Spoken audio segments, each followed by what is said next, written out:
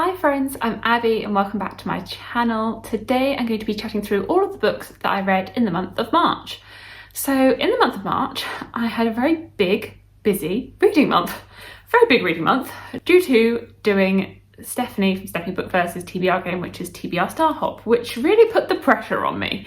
So in total, I read 9 books, coming to a total of 3,901 pages. I expect this is actually 4,000 pages because one of the books that I read doesn't have a page count on Goodreads, so I think it's going to be a little bit more than that, but 4,000 odd pages. 7 of the books that I read were fantasy and 2 of them were romance. All 9 of the books were adult. 1 was a 5-star, 1 was a 4.5 star, 5 were 4 stars, 1 was a 3-star, 1 was a 3.5 star and 1 was a 3-star. So all very positive. I really enjoyed the majority of the books I read, which is absolutely amazing. It's amazing when you love what you're reading. So really positive. One of the books that I read was a finale to a series. 1 was a continuation and 4 of them were starts of series.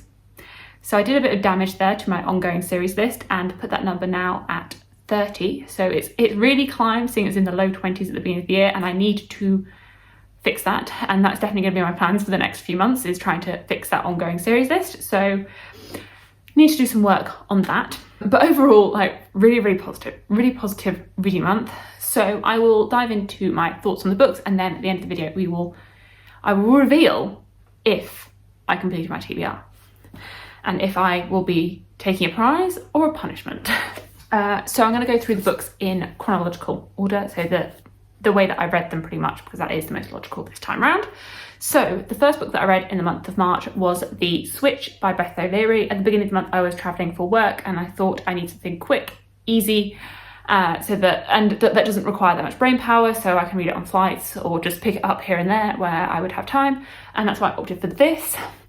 This didn't quite meet my expectations. I think I went into it with the wrong expectations. In this you're following Eileen and Lena, Eileen being the grandmother and Lena being the granddaughter, and they swap locations. So Lena goes up to Yorkshire and Eileen goes down to London, and they experience lives in those different locations and see how that works for them as they were feeling a bit in a rut within their own lives.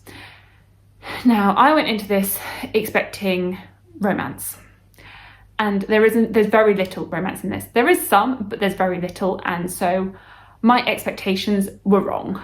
This is very slice of life. You are seeing what the lives are like for these 2 characters and their day-to-day struggles. It is darker than not darker, but like it deals with themes of grief and their struggles, workplace struggles. And so there was very real world things in here. Just not quite what I was expecting. I wanted fun romance, and this was contemporary women living their lives, which is what I do day to day anyway. So my expectations were wrong. My expectations were wrong for it, so I just found it fine. It's just not something that I desire to read about. It's not what I like to read. Like I like fantasy, and if I do read contemporary, I like it to be romance. So, and this wasn't that. This was just contemporary life, which isn't what I like. It's not what I like. So it's not the book's fault, it's my fault for having the wrong expectations for it, because the flat share was more romance. It did have some life in it, but it was more romance, way more romance than this. So my expectations were wrong, and that's not the book's fault, it's mine. I then read a very large epic fantasy, so really got on the fantasy train again, and that was The Light of All That Falls by James Islington, the 3rd and final book to the Lycanius trilogy, which I have read all this year. So I read the first 2 books in January, and now this 3rd and final one, and I overall have really enjoyed this series. This one I gave 4.5. I think all of the books have pretty much got 4.5, and I think that's because they're all quite confusing, so there's a little deduction for like the confusingness of it. But overall, I think this is a really good epic adult fantasy with lots of intrigue, lots of twists, turns, aspects that you're not really expecting.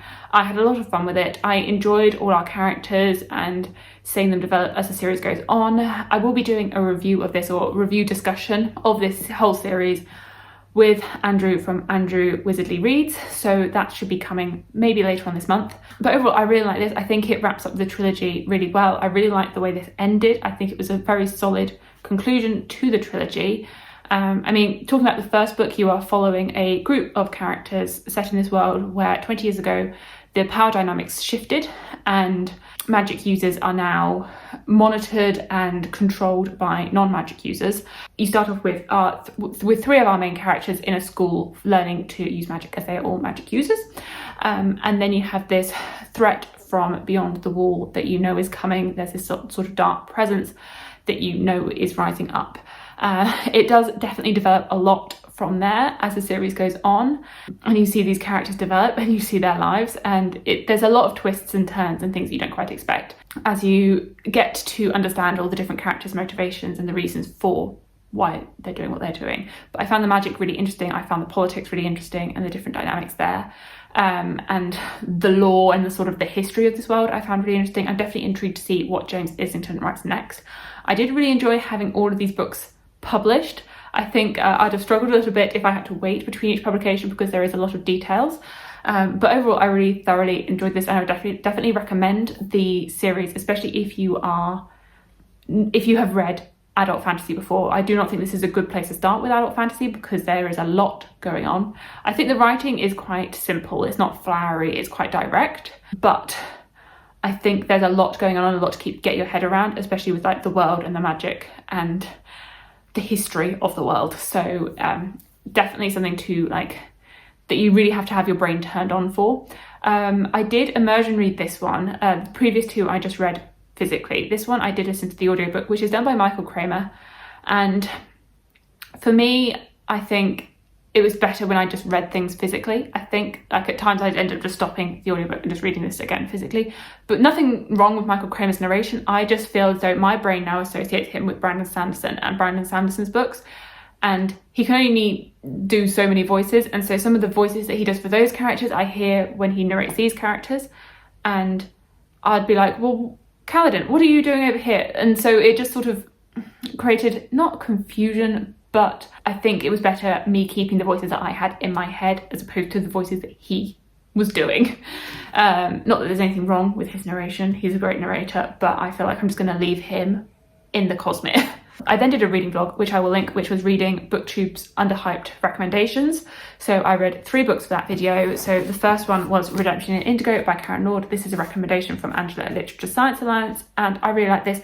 The whole vlog, I really liked all the books I read for it. This is a retelling of a Nigerian folktale. You are following our main character, Palmer, and I don't know, this one I pretty much just read in a day. I just could not stop. I did listen to the audiobook and physically read some of this one as well. And this was done by Robin Miles, and this was a really good audiobook. I felt completely transported to it. It felt like the audiobook was such a good way to go for this. It felt, because it made it feel even more like a folktale, like I was being narrated this story, this tale, and I could imagine it being like told around a campfire. And I just really liked it. It was just like whimsical and a bit, but it was bizarre. But I really liked it, and I raced through it, obviously, because I read it in a day. But I was really invested in these characters, this world, and just seeing what's going to happen. I think it was well paced. I mean, I read it in a day. I felt like I was compelled to keep reading it. But I really enjoyed this and would definitely recommend it. The next book that I read for that vlog was Daughter of the Forest by Juliet Marillier, and I loved this. I really loved this. So I have that vlog, and I also have a discussion up of this book, which I did with Evie, Sarah, Yolene, Fish and Sam, which we did on Evie's channel, so I can link that, and I think we all love this. This was a standout book of the month. Standout book, 5 stars. I am obsessed with this book. I really loved it. The first 100 pages I was a bit nervous because it was quite slow, lots of exposition, lots of world building. This is a fairy tale retelling, but I think it stands alone as its own story, and it is a historical setting, so set I think in the 6th century, when Ireland and England were at war, and that conflict between these two nations. And I was just so enraptured by it. I was so enraptured by our characters, by Saoirse, our main character, and her brothers, and the romance. This is romantic, it is atmospheric, it is so well written. I loved the writing style, loved it to pieces. I will say it is dark in places, and there is a trigger warning for assault, so if you are sensitive to that, then please be aware of it going in, because it is dark. These characters go through a lot. They go through a lot in this, and I was scared for them. I was scared for them. Like, it is dark in places, despite it being fairy tale-esque and it being a fairy tale retelling, it is dark and adult. So be prepared for that going in. But I was so invested in it, so invested in our characters, their lives, what was going on. So I definitely recommend it, and I'm really looking forward to continuing in this world and in this series, because it is a series, but it stands alone by itself. So if you are intimidated by larger series, then this can work as a standalone, but it is part of a wider world and wider series. And then the final book that I read for that vlog was The Women's War by Jenna, and this was a surprise. I wasn't expecting too much going into this, but I really thoroughly enjoyed this. This is really political. You're set in a world where women have no power and no agency. Their lives are chosen by the men that surround them, that they really don't have much choice. Or the start of the book there is a catalyst that actually does give different women in this world different power and different choices. And you are following various women and their lives. You were following different kingdoms as well, and it was really political. I loved the politics of it. I love the politics of it. One of our main characters, Elise, is a mother, and you follow her life, you follow her daughter, you follow a ruling empire and one of the queens there, and her choices and the struggles that she has to make as a female ruler within this world. I really like the dynamic of it. The magic system in this is based on your gender, and I do have a lot of questions on that. Just as who I am, I'm like, but how is it gender like decided? Is it biology? Is it like, what is it that is it biology? Is it part of your genetics? Like, how does it work? I want to know more. I want to know more about that. Because like men can access certain parts of the magic system and women other parts, and you do have like a neutral bit, and you do have some men that can see some of the female parts and some women that can see some of the male parts. So I am really interested in like finding out more about it. I pretty much want like Brandon Sanderson style, like give me all of the details, like it really explain it to me like I'm a dum-dum type thing. So I'm definitely interested to see how the rest of the series goes for this. It's a trilogy, but I really thoroughly enjoyed this. There were some twists, particularly towards the end, that I was not expecting, and I really want to see how things pan out in the rest of the series. So I'm definitely intrigued to keep going with this. Yeah, so those are the 3 books that I read for that vlog. And I went to Portugal during that vlog, so if you're interested in seeing my little like holiday trip, then that's in there as well. I then reread The Fellowship of the Ring, the first book in The Lord of the Rings. So this little chunk of the book. I listened to the audiobook of this. This was done by Andy Serkis. Would 100% recommend his audiobook. It was so transportive. I think he did such a good job with these audiobooks.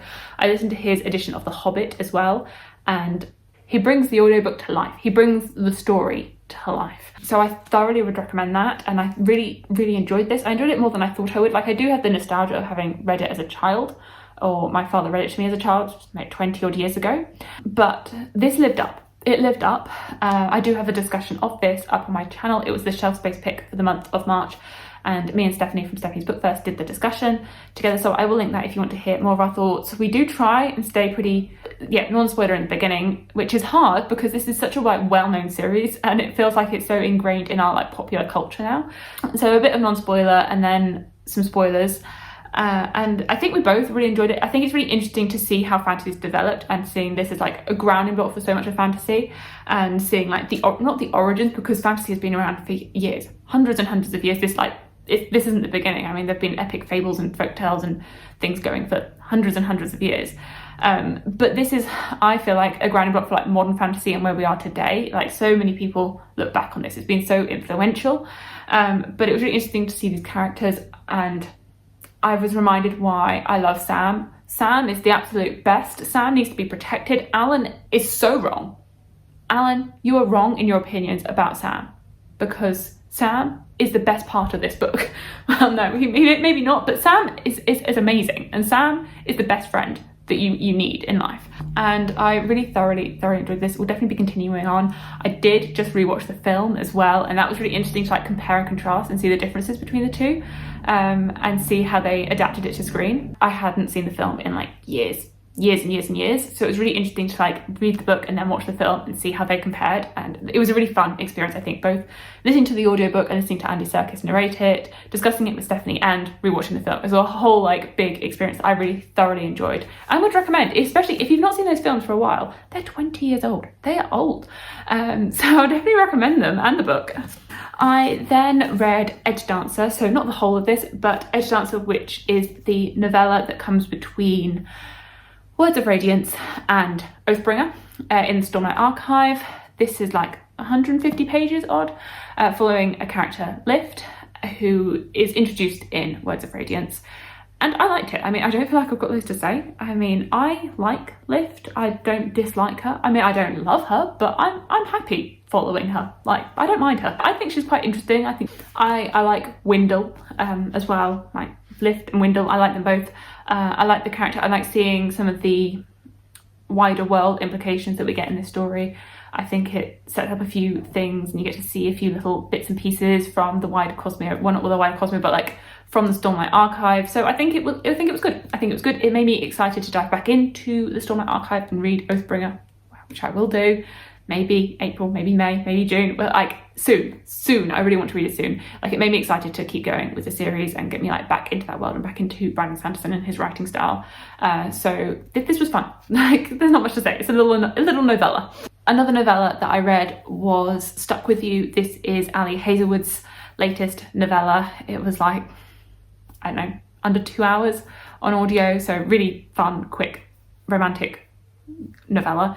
It was quick. It was quite insta-lovey. So you're following these two engineers and they work for rival firms, but they meet as I guess quite a meet cute over a croissant, local bakery, and then you jump back and forward in time with them stuck in a lift and you get to see their meet cute and that day, and then what happened following that, and then there's like a 3-week time jump to them being stuck in this lift. And so you see those two timelines in tandem, and it's their story and their romance. It was really quick. I mean, I feel like I could have had a bit longer. It felt quite insta-lovey.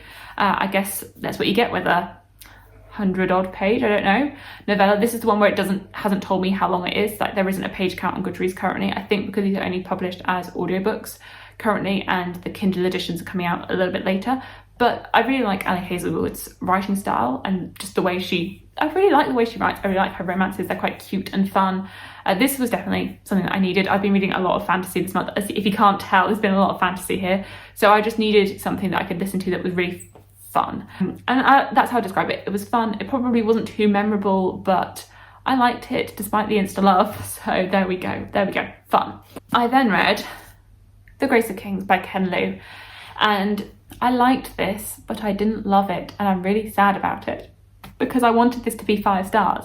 I really wanted it to be 5 stars, and it was like 3.5 stars. Wow. And this was impacted because my life everything got thrown out the window the final week of March, and I ended up back at my parents with a family situation, which will probably keep going into April, so who knows what April's going to really look like.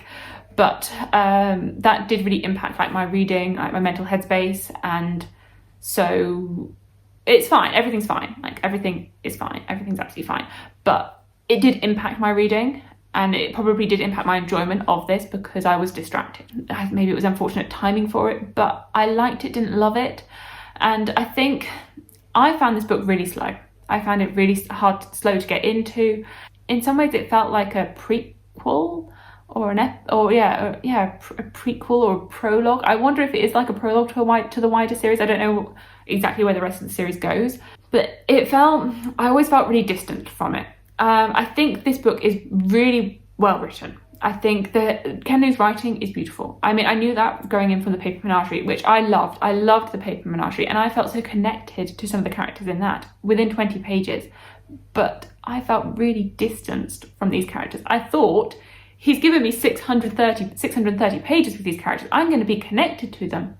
But I wasn't. And I wish that I was. And I think that's because of the way it was told. We're really distanced from the story. It's really well written. The world building is fantastic. Like, the world, I really like this world. I really like the world.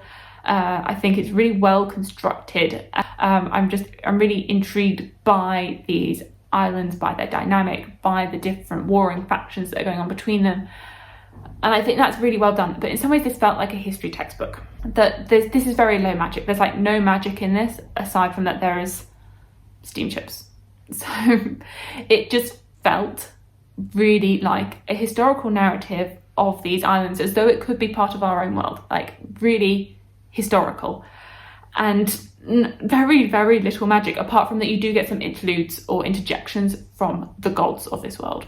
And so the characters in this, they felt like historical figures. And so I never really felt as though I got connected to them. I never really saw them as people with their inner motivations. I never got invested in them as people. I saw them as historical figures. When you're told a like historical narrative, you see them and you see their actions, but you don't know them as people. And that's how I felt about these characters. Like, I could see them, I could see why they were acting the way they were, but it felt as though the events of the world were shaping the characters and not the other way around. Like, I think that's the way it is. Like, there was a lot of events and a lot going on with the war and the different factions here, and these outside events shaped the characters. I mean, that does happen, but I just didn't understand. I didn't know what was going on inside these characters' heads, and they just felt like figures. They felt like figures, and I just couldn't get attached to them. And I really wanted to, but I was held at arm's length. And I don't know how that works with the rest of the series. I mean, I found this really slow. And I don't know if that was me not having so much time to read it or because I was distracted. But for me, I felt this was really, really slow, despite lots and lots of years passing it. Like, I was talking to one of my friends who was also reading it, Sam, and he was saying that he found it quite fast-paced. He read it really quickly because so many years passed. And I was like, why did I find it so slow then? Why was it so slow for me? So that's why I wonder whether it was me and my circumstances that made this slow, or what was it? And then I looked at other reviews, and other reviews said it was really fast-paced and they wanted it to slow down. And I was like, oh dear. Well, I seem to have been off in my own little world thinking this was a slow-paced book. I don't know. I feel quite conflicted on it. And I think that maybe because my expectations going into this was that I was going to absolutely love it. And I did like it. And I am going to continue on with the series and see how I feel about like the rest of it. My expectations weren't quite met. And maybe that's because I loved The Paper Menagerie, and that was 5 stars. And I thought this was going to be 5 stars. But maybe this was the teething issue of going from writing short stories to a full-length book, because I believe this was his first full-length book. And maybe that's better in the rest of the series. I don't know. If you've read the rest of the series that's published, can you comment on how books 2 and 3 are, and whether my critiques of this are if they're going to continue in books 2 or 3, or if I'm going to be in a better place going into books 2 or 3. I don't can you let me know, because I need maybe like some reassurance maybe with it. But I am definitely like invested to keep going with it. I don't think it's not badly written. I'm interested in the world. I'm just not so interested in the characters, which is, as a character-driven reader, that's like, I need to be invested in the characters. I need to be. So there we go. That was that. And that was my final book that I read in the month. So these are all the books that I read, which is really impressive. Like, look at that stack. Like, there are some chunky books there. Like, I'm impressed with that. But this is only 8, and there were 9 books on my March TBR that's definitely set me. Now, the 9th book. The 9th book was The Dragonbone Chair by Chad Williams. And now, I did start this. I did. I read the first chapter. And Stephanie's rules say that if you start your final book, then you win the TBR. And I guess I did technically start it, because I read 15 pages of it. So, have I won? Have I won? Did I win the March TBR? I feel like it's a bit 50-50, because, did this shift? It's now the 2nd of April, and I haven't kept going with this just yet. I do intend to keep going and read this in April now. But I did only read the first 15 pages in March. But also, I was on track to read a lot more of this until the final week of March came, which really disrupted my life and my plans. So part of me is like, do I just say that it was a success? Because I did read 8 of the books, and I did start the 9th, barely.